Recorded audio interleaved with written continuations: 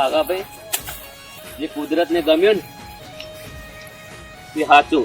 હવે તમારી એકની એક દીકરી છે, એને ભણાવો અને એને હાચો. તમે આવી રીતના યાટી જાઓ ને તો તમારી દીકરીનું શું થાય?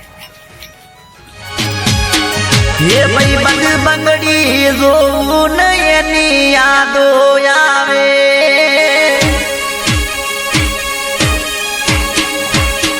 હે ભાઈ બંધ ઓઢણી જોવું ને એની યાદો આવે.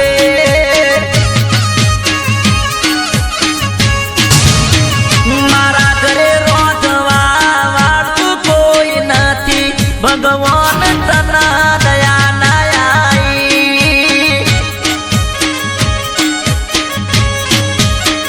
એને